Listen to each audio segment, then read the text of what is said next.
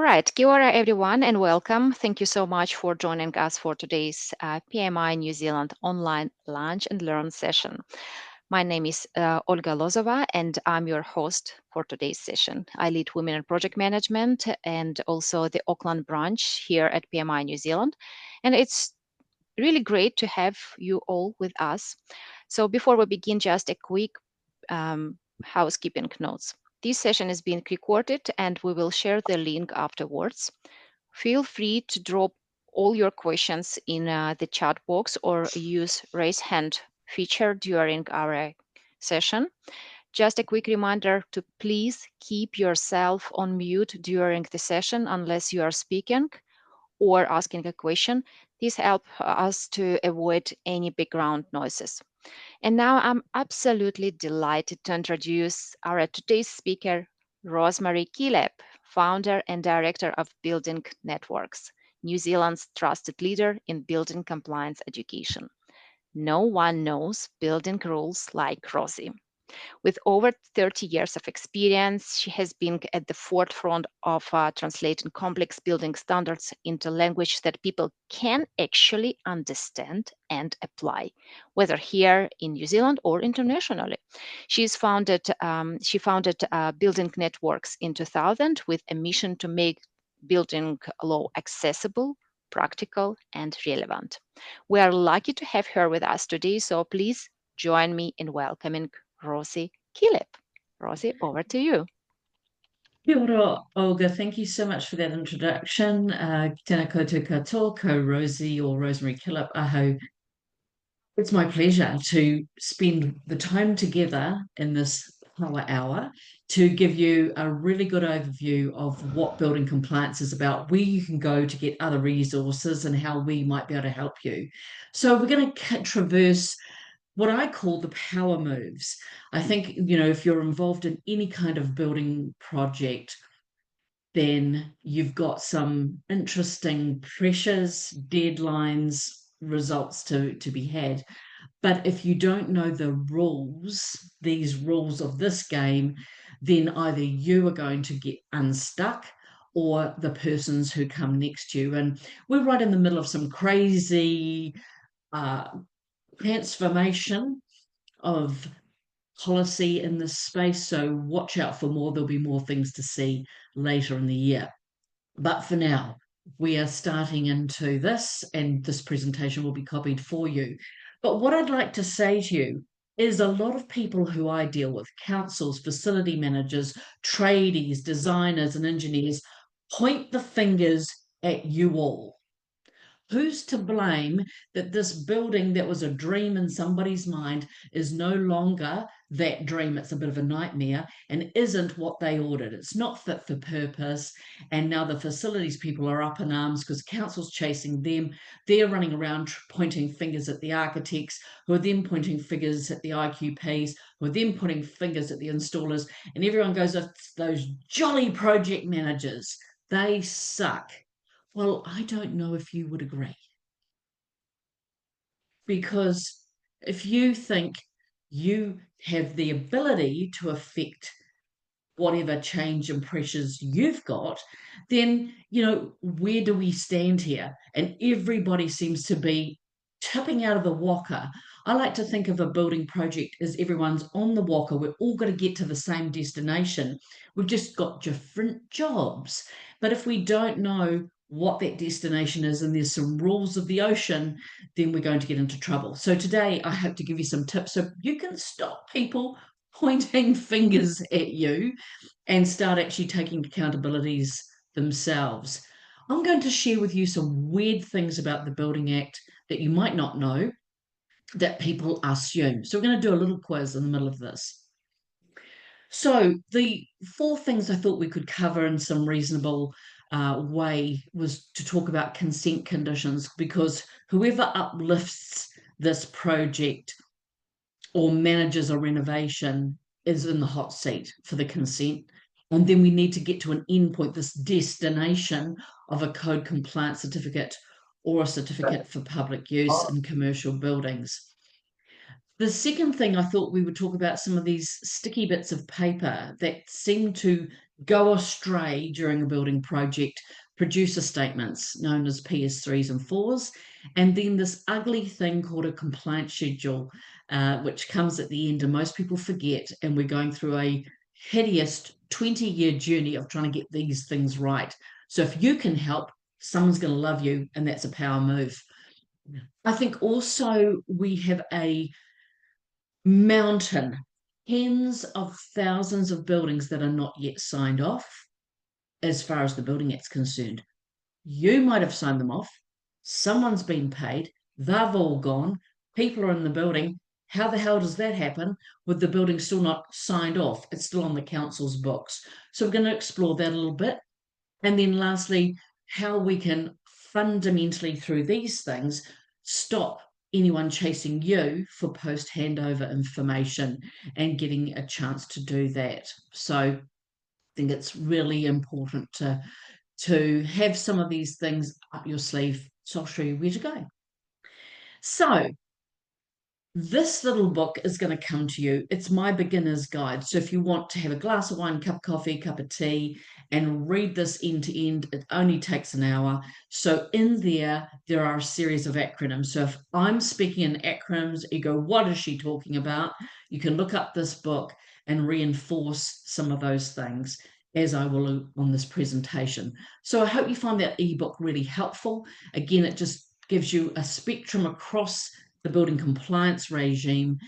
If you only work in a particular area, you might not be aware there's all these other things that come downstream of your work as well. And there's some tricky bits. But we're going to start off with a quiz. So what I'd like you to do is read each of these sentences and make a decision. You don't have to say it out loud just yet. Is this statement true or false? So I'm just going to give you a few moments to look at this and make some decisions.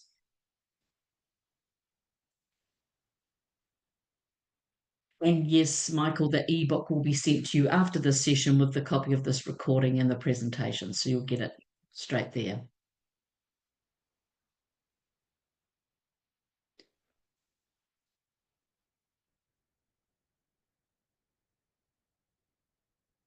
This is a way for us to warm up. And just to be clear, CPU stands for Certificate for Public Use, not Central Processing Unit.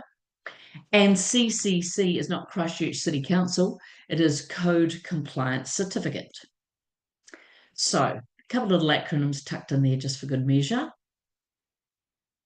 But have a think about each of these statements. Are they true or are they false? And what's really important, does any of this affect you? So while we're contemplating, could you please drop in the chat, each of you, what you get up to? Are you involved in consents? Do you have to collect producer statements? Are you over here at the completion end of CCCs? Are you involved in any of these compliance schedule things or practical completion things? Or have you come to have an interesting lunch and hear a crazy lady talking about buildings who, once she tells you things, you'll never be able to look at your own office or home ever the same way again?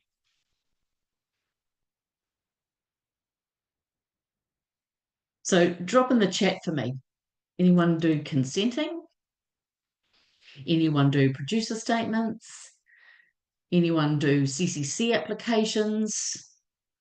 What kind of work are you doing?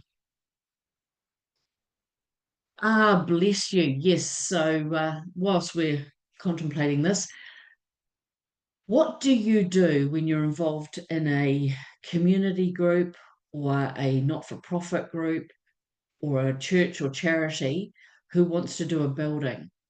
A lot of my friends at the moment, I say, don't go hard out to do buildings like home renovations in the last wee while as we came out of COVID, because it became very expensive, right?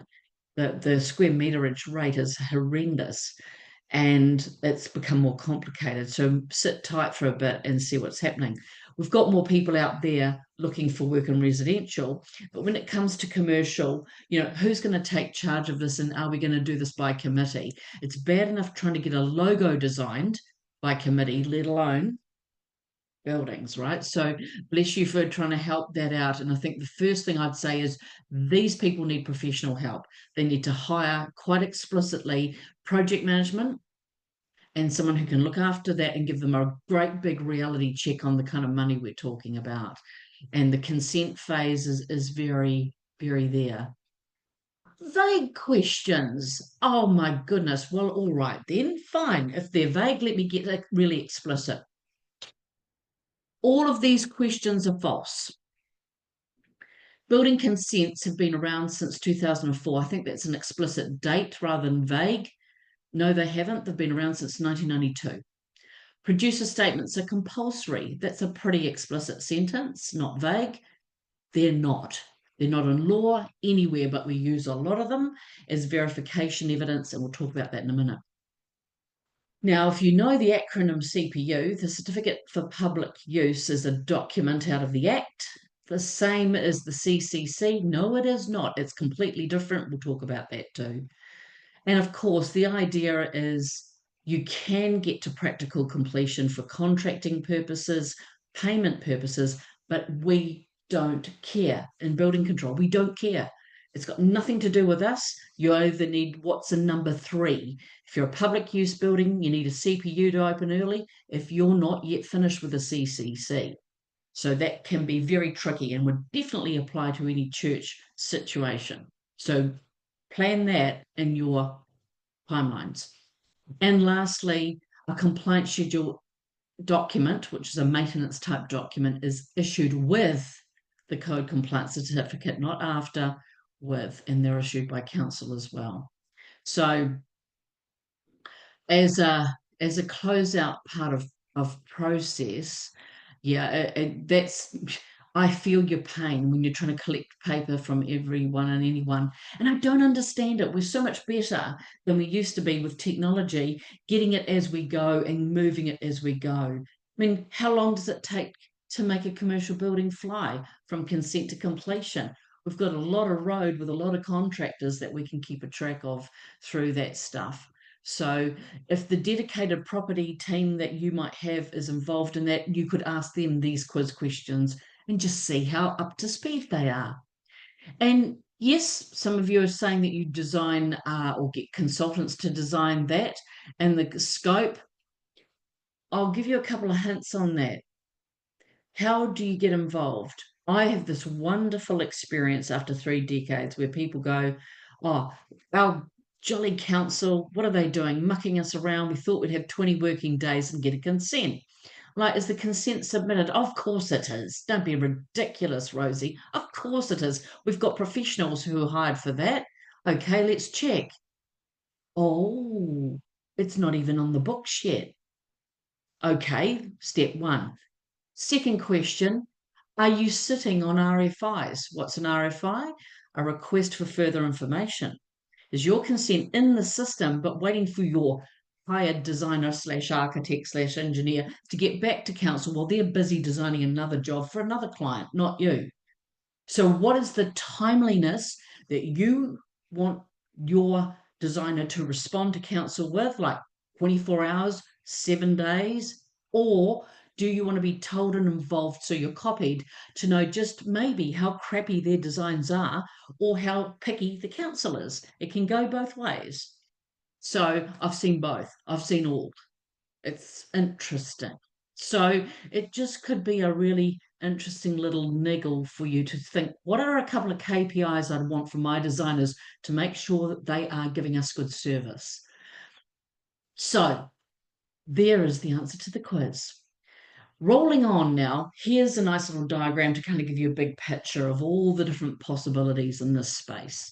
So there is the green box. We start with exemptions. There's a bit of work, mainly internal fit outs, some decking, canopies, and things like this that can be done as exempt work in commercial, a lot more DIY in the home, and very, very soon, granny flats, but I'm not going to talk about those today. Then, if you're going through the consent, as you were talking about a designer, they will be involved in, yes, pulling these things together. But some of them are bloody shocking. They don't work as a team. So the fire engineer gives a fire report, and mechanical gives theirs, and electrical gives theirs. Is anyone coordinating all of that to make sure there's an overlay and making sure council gets everything they need at the first lot? We have vetting RFIs, for goodness sake, which means somebody has not put all the information in that they should. If I was interviewing a designer, I'd say, hey, love you, love your work. However, can you tell me in your last 3 jobs, how many RFIs did you get and how long did it really take in elapsed time to get a consent out the door? I do some work in Australia. It takes 3 months. People don't bitch and moan about it. They understand it's a long process. They do not expect 20 working days. So I think we've kind of got a really cockeyed timeline about how complicated some of these complicated renovations or commercial buildings can be. Now, we get this building consent, and there's a lot of stuff going to happen out of that. But the ultimate destination is the yellow box, the CCC, the Code Compliance Certificate. If we don't have that, we get our client into a lot of trouble. Insurance, finance, occupation and occupancy, usage of the building, and signing off the building consent to actually be complete as opposed to a live thing. 24 months later, the council will knock on your door and say, hey, are you finished yet? If you haven't already. A lot of people use the brown box, the certificate for public use. It's a document that is used mainly when we have an open early situation or a renovation in existing where there is public use areas. So that needs a real thinking through in terms of project management. Which way are we going? Are we a month out from opening? Are we going to go down the yellow route because we've got all the documents and our inspections are all lining up nicely? Or are we going down the CPU route because we better apply now because both of them are 20 working days? The yellow, as I say, the compliance schedule kicks off a whole maintenance process, and we are shocking as an industry about it. I've worked with these documents since they started in 1991. There used to be one size fits all t shirts. In the last 20 years, they've been very bespoke per building. I've got a client at the moment who's got 50 buildings on one compliance schedule. It doesn't work. So we're trying to unpack it and go, has anyone got the O&M manual? Has anyone got the information? Who knows exactly what alarm system is where? It is a nightmare. And you think new buildings should be better. People just vomit too much information. And now we really want to know, come on, who's got any asset register or equipment list or a door schedule of some sort that we can pin to this document to make these maintenance checks easier for the owner and the independent qualified person like fire alarm companies later. The red box up the top is not one you want to see too much, especially not in your field, but definitely facility people get hammered with this. A tenant or an occupant staff member has done building work that needs a consent and did not get one. Whoops, it's too late now. It's already built or underway. So they have to go through this process, which is uglier than a consent, is about as expensive, but also they are smacked on the hand by the council because they've done something naughty. The other way you can get a COA, which is a reasonable ask, is we get a flood, we get wind events, we get weather, and someone has to repair a building to make it right and safe and occupied again quickly. They've got 20 days. They can't wait for architects. They want to do it today with the trades. So they can get this work signed off after the fact, which is a reasonable thing in the Act. So look, quickly, that's the big picture. Anyone got any questions? Hands up or in the chat. Let me see what you've got.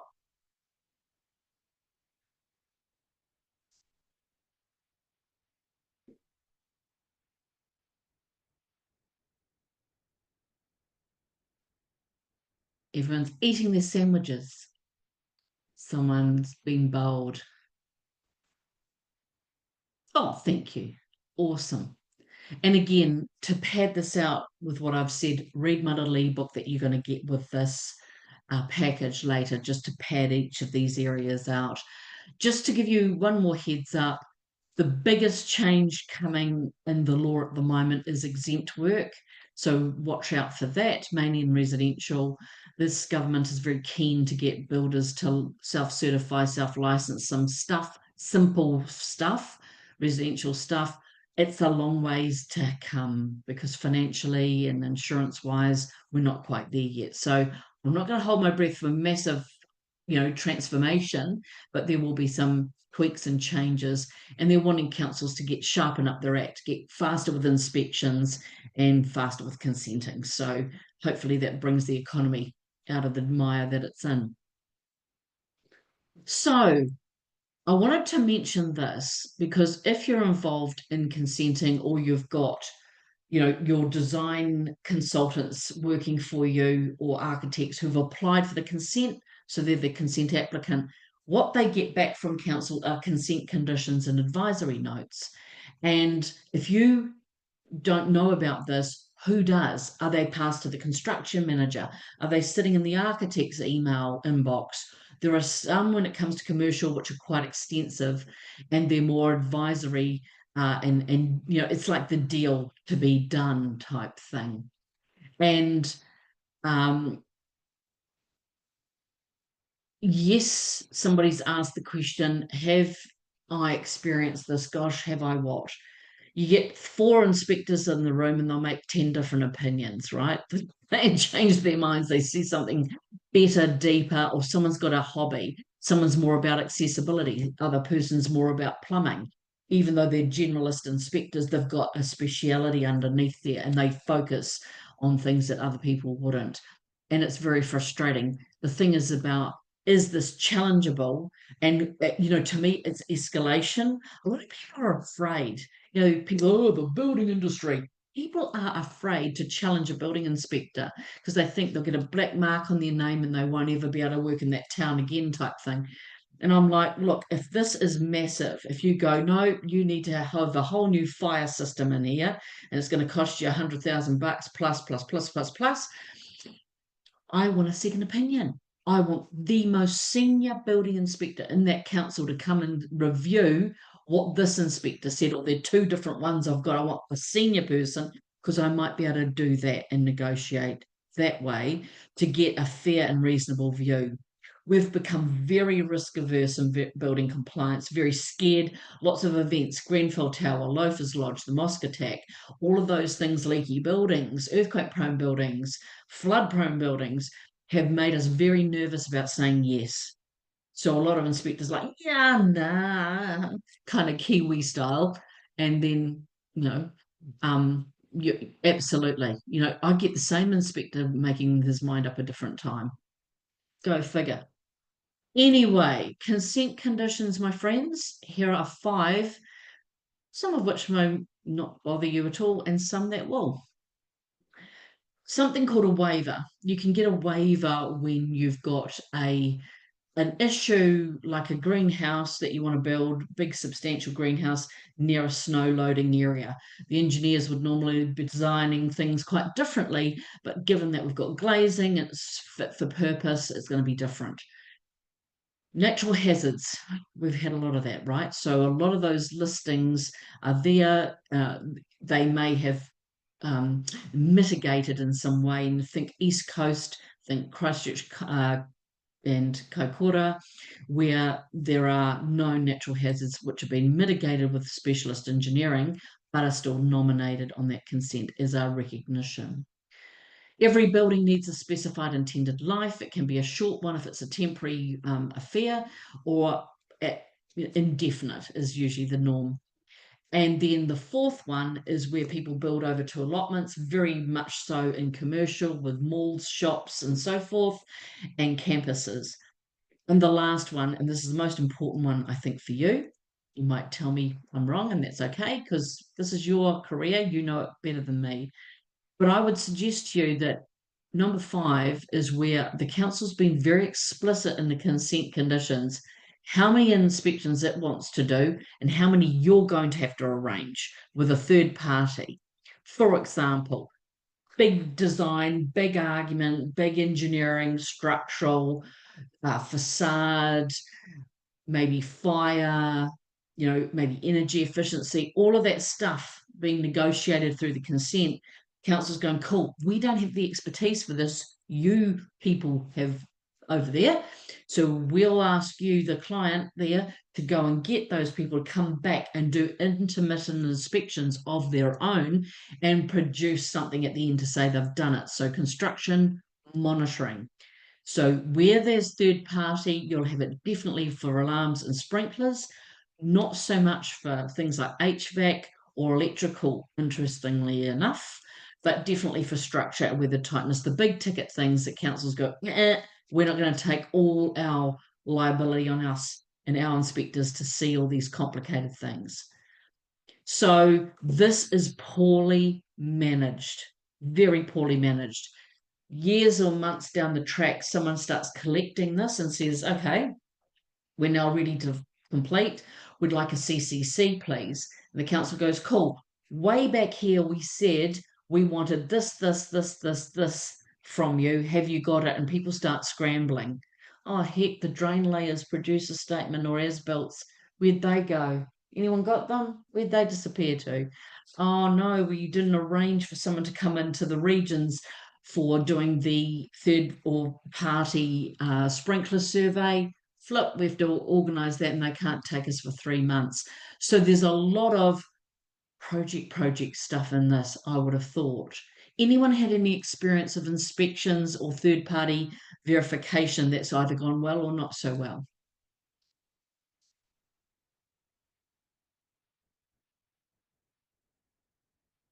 Feel free to unmic yourself and jump on and talk to me. Hey Rosie, can you hear me? Hello, hey. I can. I just thought this is probably a good example of where it wasn't terrible, but it could have gone better.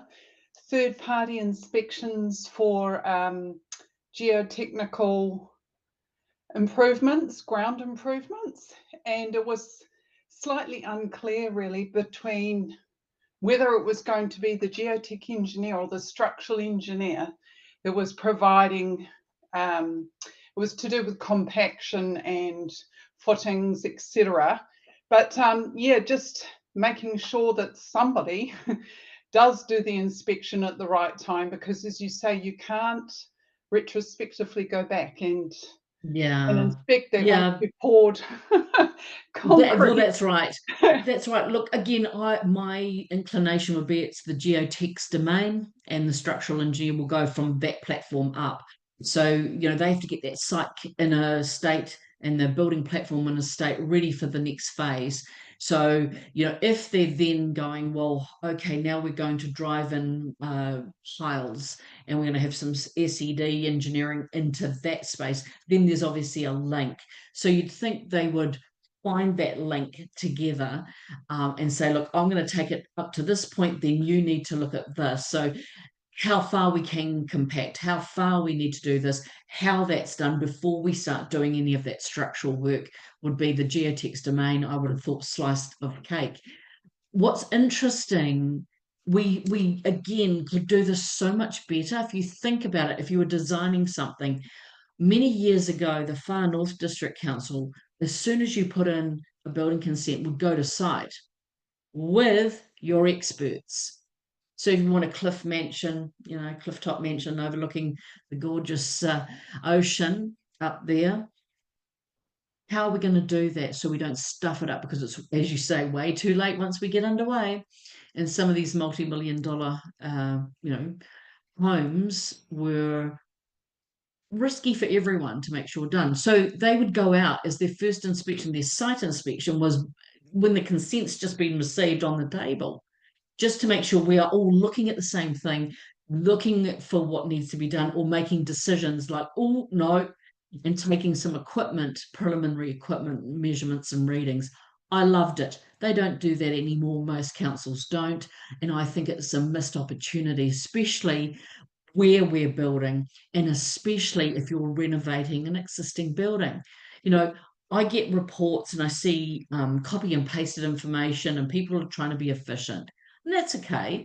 But I'm like, did anyone get any photos of the building? Did anyone get the compliance schedule of the building with all these active systems and see what state of affairs they're in? Did anyone actually go and do a walkthrough, a drone through, a AI robot through? Does anyone actually see what the building's got, not what we thought it might have?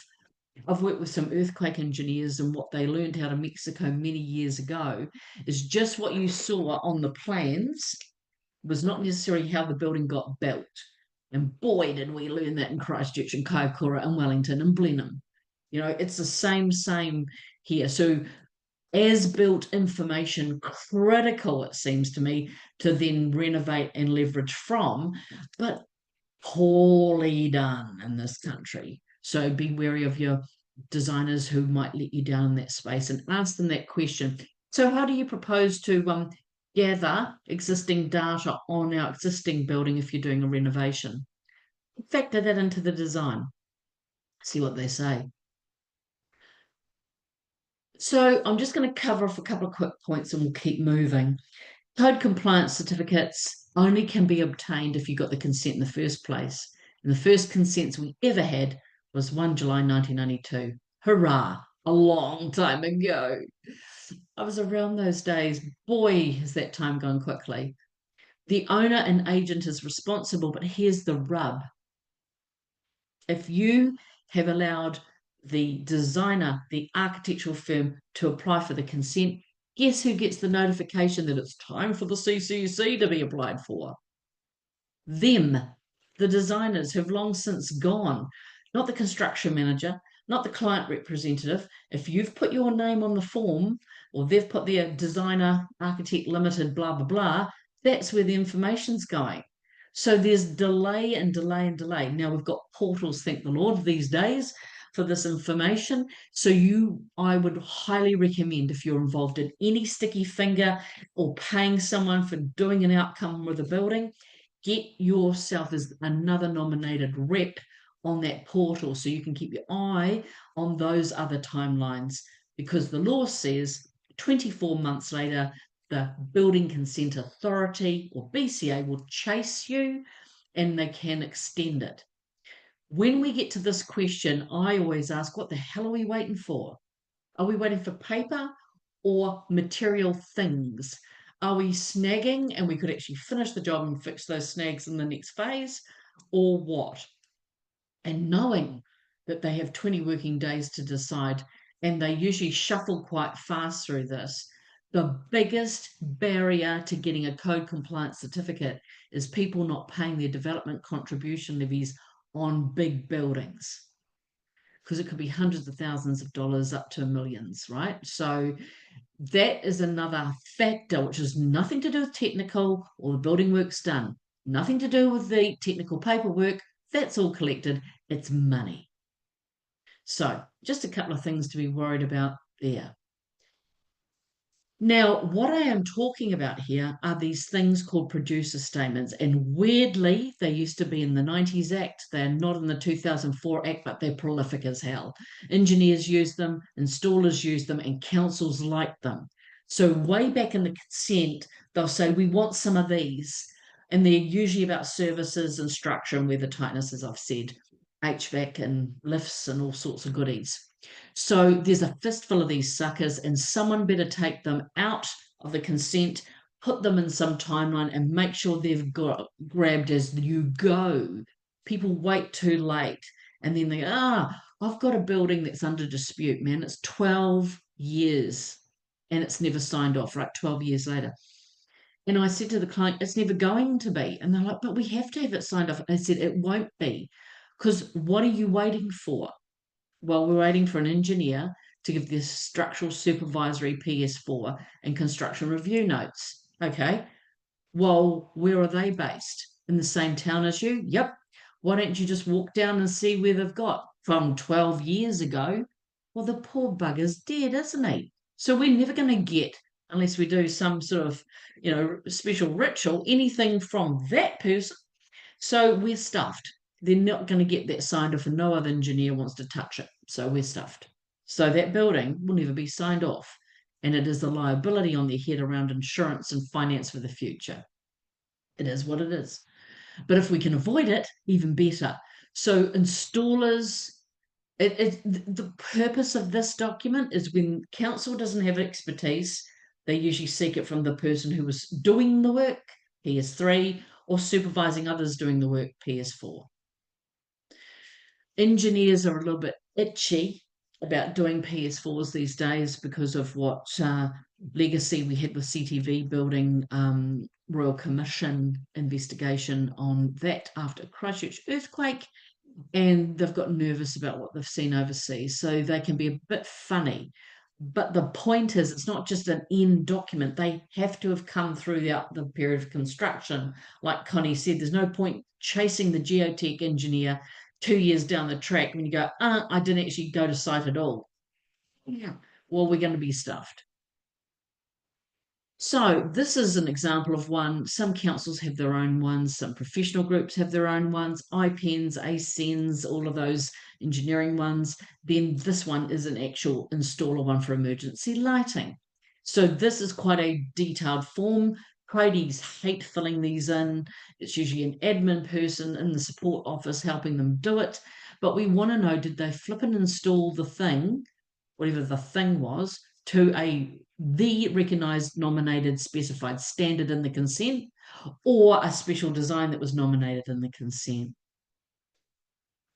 This one is particularly important because we lift this one out and we put it on this thing called a compliance schedule. So emergency lighting ends up in a compulsory maintenance mode after you've gone and the facilities people take over. So this is where the council's going to pick that information up of.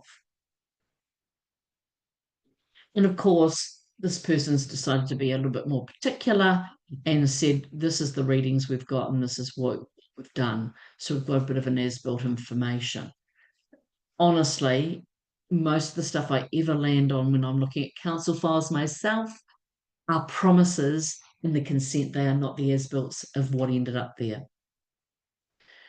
Again, this is more simplistic version one. I look at this and I think there's probably some other exit signs if we went to this building for real, but at least they've had a go at trying to nominate what is there. And why I say this is because the distances from those toilet cubicles to this exit are quite phenomenal. And I think, we'd start to see more signage if nothing else.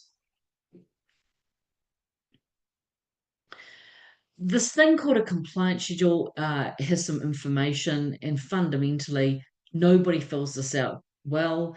Councils end up writing it. They sometimes don't do it well. So if you're ever involved in compiling this or instructing someone on your behalf to do it, you want a good one, right? You want to make sure it's being done properly because this will hold up your CCC as well.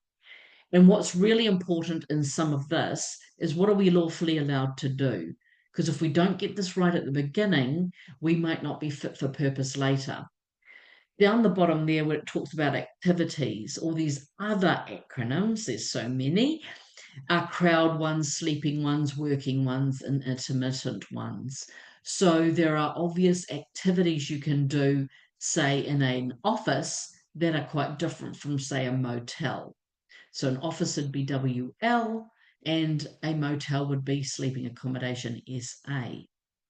So this fire report is a real anchor in this space to pull out how many people can be there, what type of occupancy is it, what activities are they going to do, and establish the lawful use.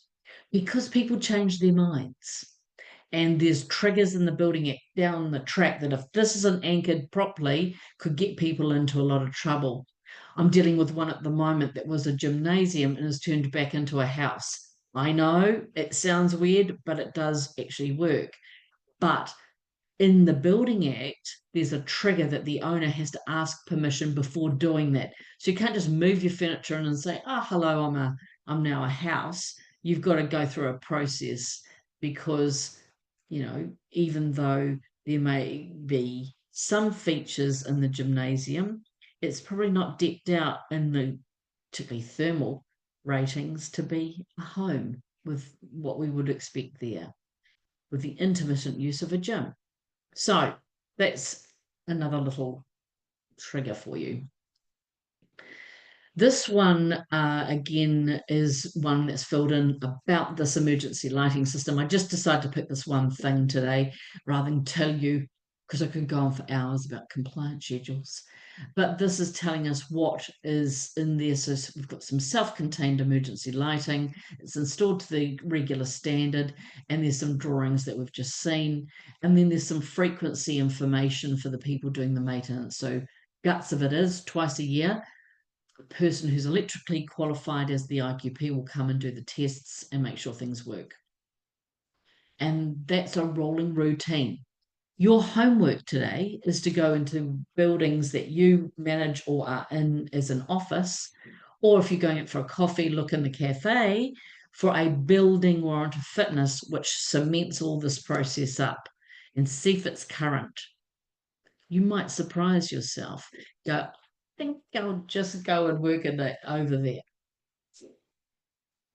So, any short questions about building warrants of fitness or compliance schedule information that I've just gone through?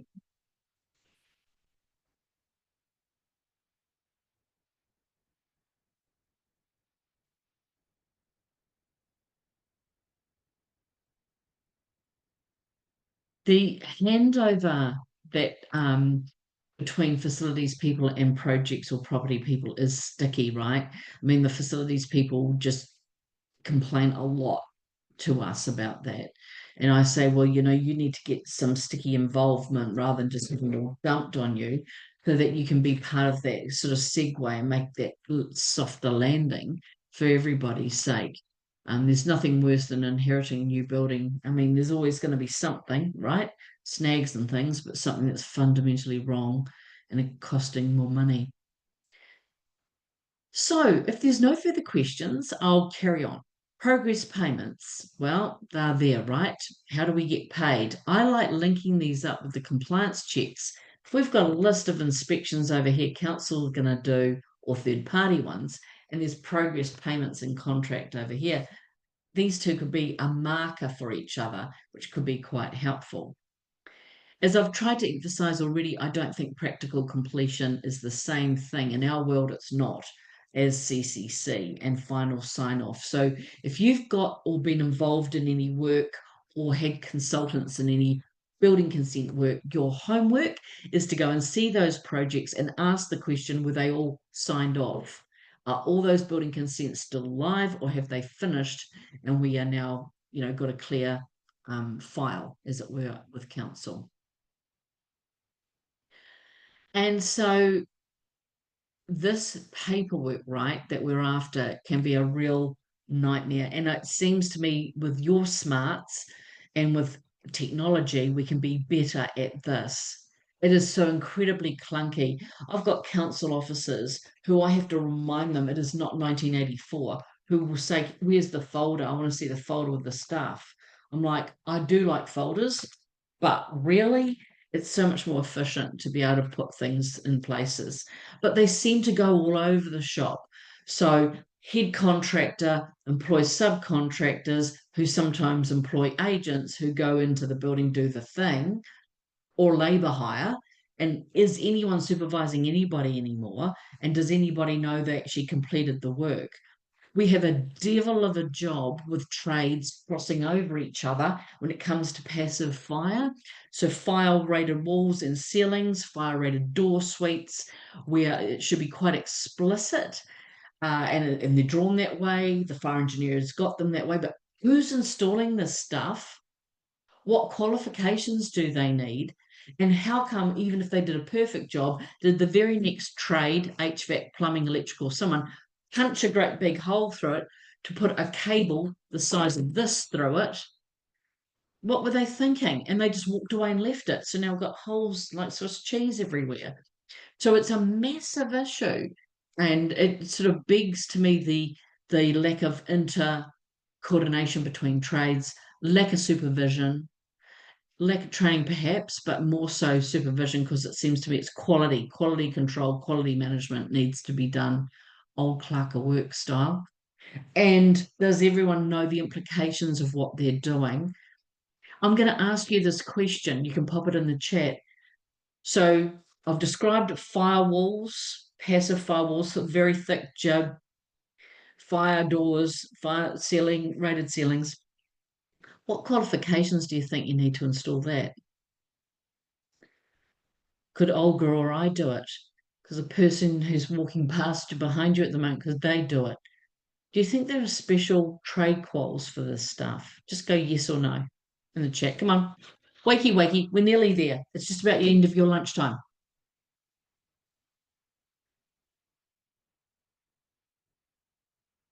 Look, it's really good. Oh, I love you. Competent persons. I love this. I have a suitably qualified person, a competent person. I'm like, oh, heck, excuse me, you competent? Sure. Of course I am. I want to get paid. So get ready for the answer. Da-da-da-da-da. No qualification is mandatory in law. None. Zero. Nada. Nothing. That's right. Anyone could do it. There are people going, I'm a certified this and a qualified that. Yeah, la li la li la. You might think that's good, and it may be good. We've got a couple of clients of our own who we recommend people because they are damn good. But there's no barrier to entry, and they're up against anyone could turn up tomorrow in a truck, a ute, maybe with a dog and some power tools and say, hello, I'm your passive fire installer, labor hire. So watch out for that, huh? Even to be a fire engineer, right? You and I could call ourselves fire engineers.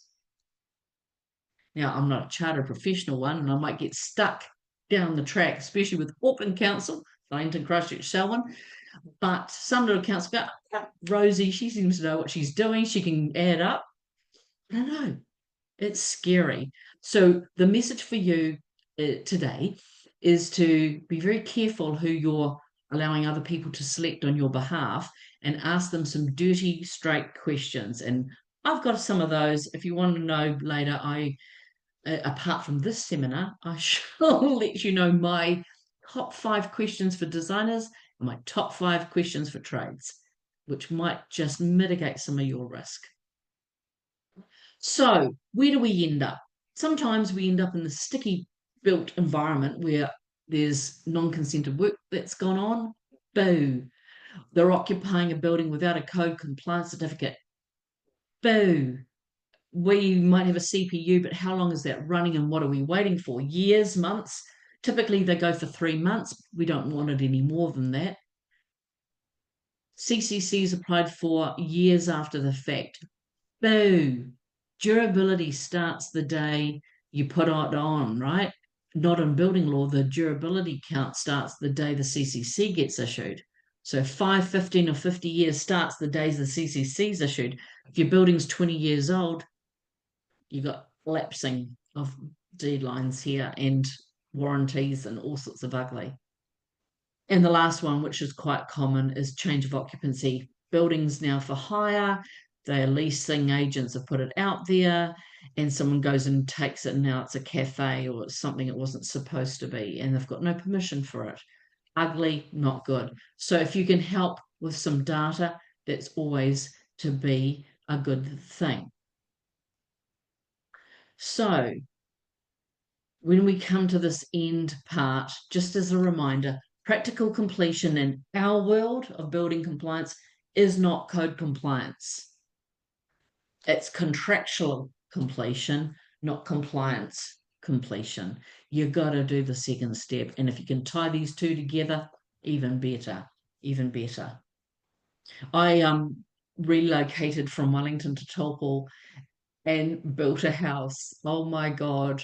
It's like, do I really want to do this? But blessed the construction manager. Oh, I said, brother, have you got a clone? Or uncles, brothers, cousins, anyone, sisters, mothers, anyone like you? Because seriously, on top of it. on top of it. And I interviewed him, and then I said to the council, because I've got some friends around places, says, what's their reputation like, that company? What's their reputation like? And so they gave me their view. When I interviewed them, I said, so look, they didn't know what I did for a living. And I said, how do you find council? And they go, well, actually, it's really good. We've got an efficient system. We do this and this and this. I'm like, okay, I like it.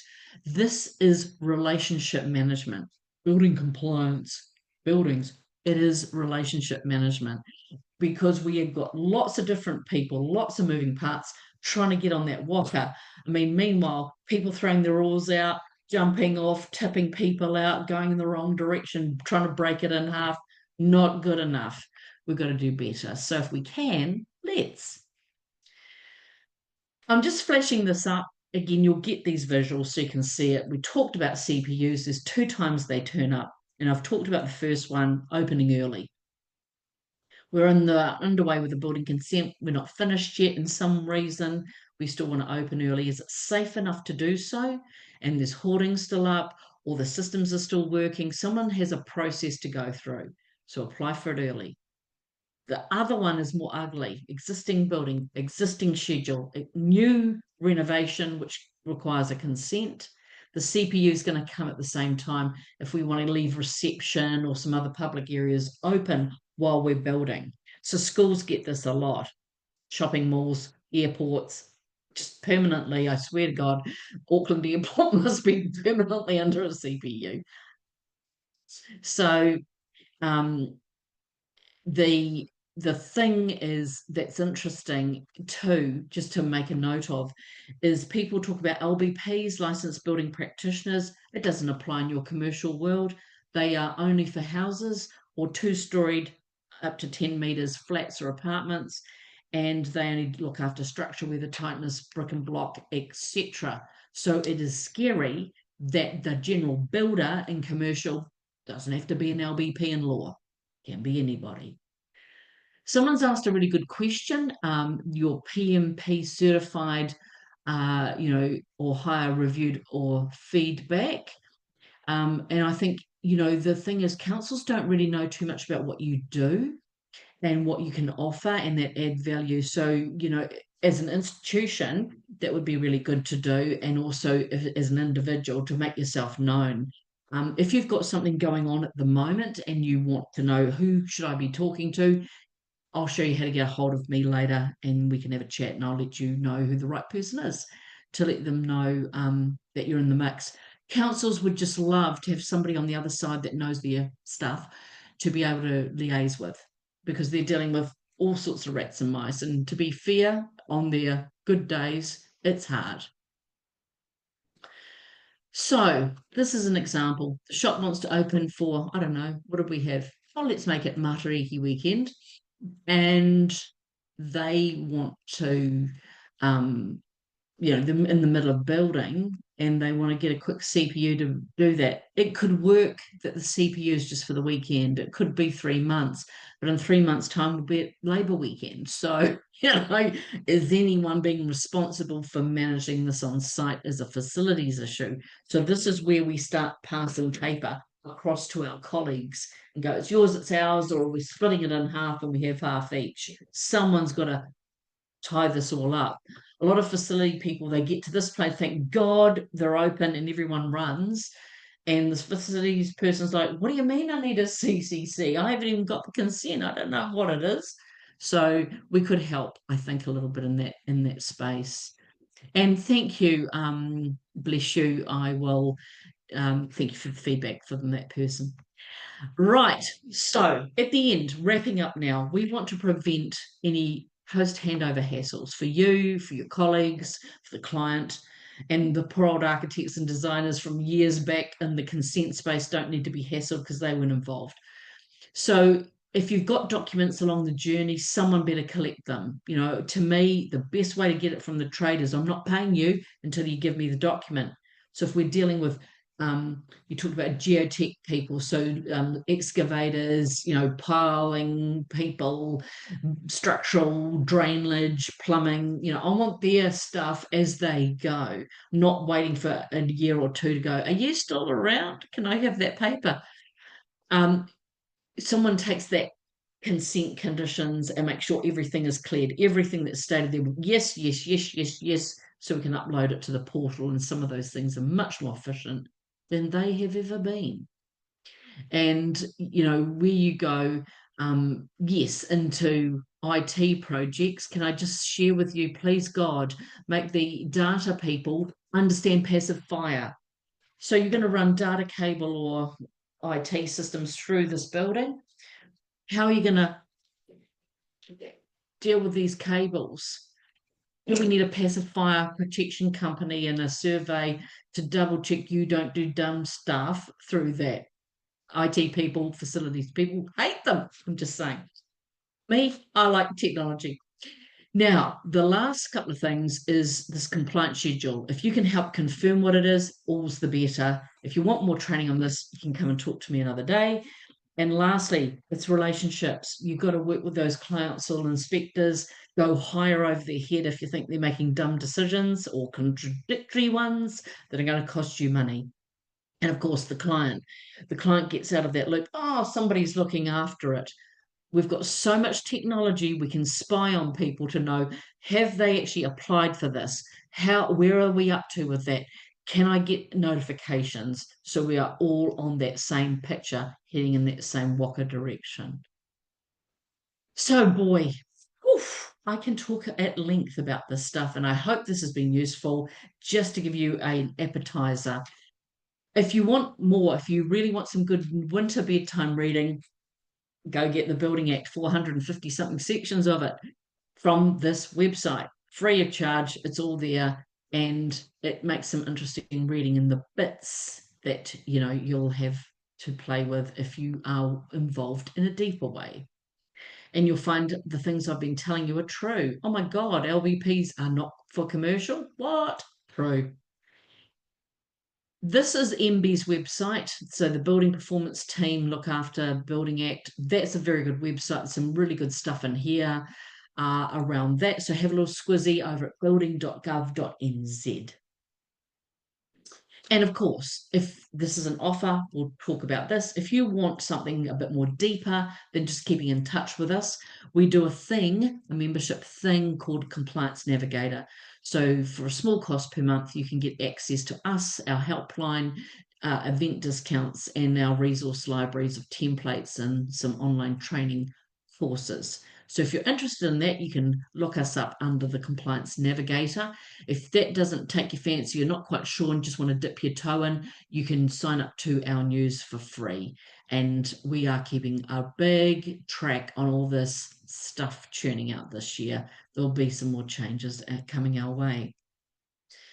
And then, of course, if there's a major event or a coroner's inquiry, I see the Loafers Lodge thing is out again with 3 people being charged with manslaughter from the New Zealand Police. So that's going to make some very interesting learnings for us as well. So again, another way to get a hold of us is on LinkedIn. Join the chat. I talk about this a lot with my international colleagues and see what best practice is, because sometimes New Zealand we're a bit parochial. It's nice to know what's going on. So that's our LinkedIn page. You can find us there as well. And if all else fails and you go, I don't know, Olga's got my details, and you can spy on what we're doing over at buildingnetworks.co.nz. Thank you so much for sharing your lunch hour with me. I hope you've got some value. I will send Olga my 5 top questions for designers, my 5 top questions for trades, PDF of this, plus the ebook, and that will get you whetted appetite and happy winter reading. Thank you so, so much, Rosie, for sharing your time and expertise with us. It was invaluable session. Thank you. Just look at our chat box, how many positive comments and feedback our attendees are typing and sharing it with you. Thank you so, so much. And before we wrap up, just a quick reminder, we have an in-person seminar and workshop next week on Wednesday, 11th June at the University of Auckland with the amazing Dr. Sandra Mandik. And it's going to be an insightful and engaging evening, and we will still have tickets for you, so please grab your ticket and join us. The event is free for PMI New Zealand members, so please make sure to grab your spot and bring also a friend or colleague if you'd like. We also have 2 more online lunch and learn sessions coming up in June. The details will be shared with you later today, with all the information provided by our amazing speaker. So keep an eye on your inbox. We would love to see you there. Hope to see many of you as possible. And once again, Rosie, thank you so, so much from the bottom of my heart, and also a huge thanks from our attendees. Thank you. Have a lovely Thank day. you. Thank Ka you. kite anō.